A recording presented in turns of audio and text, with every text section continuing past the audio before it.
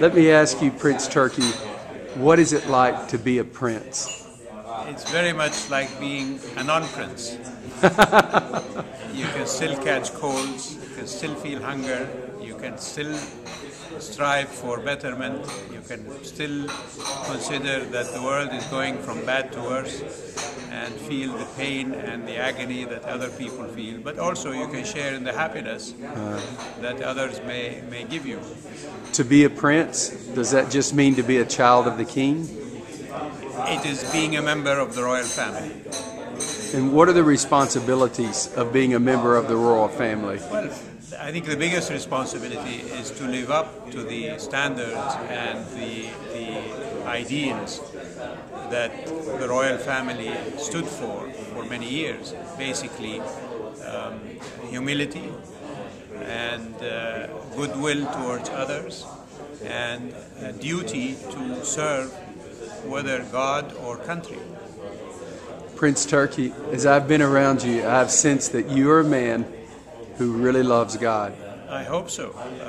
In Islam, we're enjoined to love God above everything. And as such, we can do that through our religious duties, whether it is through prayers or through supplication or through the pilgrimage or through the fasting that we go through or through almsgiving to the poor. All of that, witnessing that there is one God only and that the Prophet Muhammad is his prophet, is an expression of love to God. What should be the relationship of Christians to Muslims? A relationship of brotherhood and understanding and respect. That's good. Thank you very much. Can I ask you a few questions? You can. Ask me anything you want. You got Suhail? Yeah. Okay. Okay, can you see Now, my question to the Reverend Robert is, this is dangerous. what have you found in your travels among Muslims that may have changed your view before you traveled among them? Well, first of all, I used to, and don't be offended, Prince. No, go ahead. I used to be afraid of Muslims. I thought all Muslims were extremists.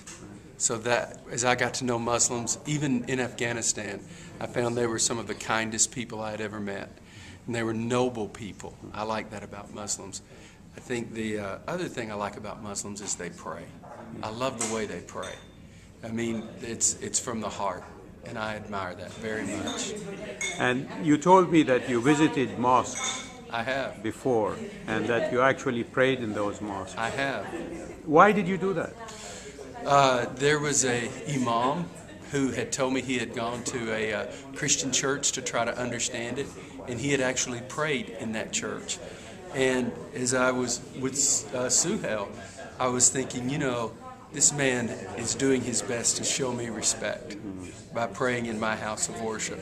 And we don't necessarily agree everything about God, but I thought, if he can show me that respect, as a Christian, I can pray anywhere, in a mosque, outside, in the church. I should show him respect and pray with him because God hears both of our prayers.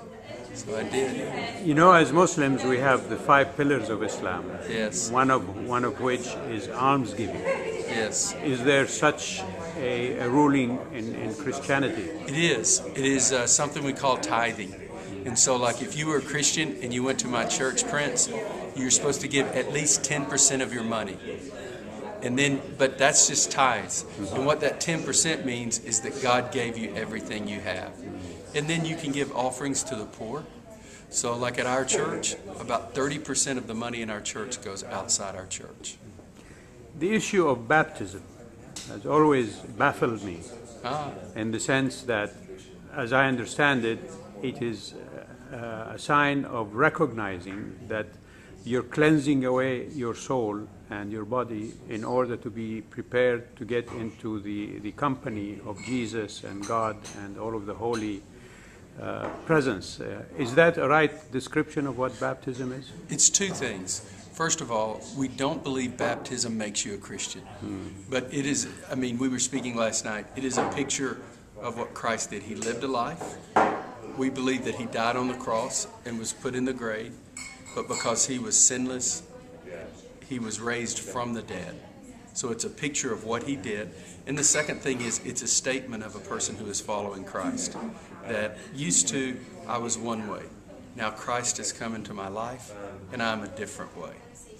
Now, so cleansing the past and going yeah, to a more worshipful future. It is. It's saying I'm different. Now, there are different views of baptism. Like Oliver, for example, he's from a Catholic perspective, so they just sprinkle you. So you just get a little righteous, not all the way. and then they also, I'm teasing you. And then also, they would some Christians will be baptized at birth. But as Protestants, in my tradition, we think only a man who can think should make a decision for God. Even if he's raised in a Christian family, it has to be his decision. So he has to reach adulthood before he's baptized. Or at least old enough to make an intelligent decision. Well, you know, Reverend, I'm going to have more questions for you as we go along. So you'd better bring this machine with you all the time. You can ask me anything you want. Well, thank you. Thank you, Prince. Good interview on both sides.